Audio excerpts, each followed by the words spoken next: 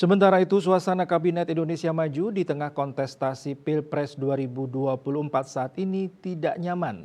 Presiden Joko Widodo menanggapi isu tersebut sebaliknya.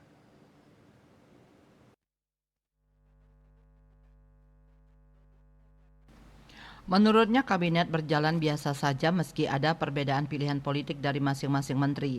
Presiden juga mengatakan tidak ada masalah terkait soliditas dalam kabinet terkait dengan mundurnya Mahfud MD dari jabatan Menteri Koordinator Bidang Politik, Hukum, dan Keamanan.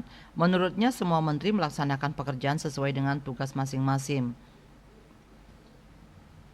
Sebelumnya, Koordinator Staf Khusus Presiden Ari Dwi Payana dalam kesempatan terpisah menekankan tidak ada sekat-sekat suasana pemilu dalam rapat-rapat kabinet maupun rapat paripurna di tengah kontestasi Pilpres 2024. Ari menyampaikan suasana di antara para menteri sebelum, saat, dan setelah rapat kabinet maupun sidang paripurna sangat akrab, sangat dekat, dan sangat cair terlepas dari perbedaan partai maupun pandangan politik para menteri.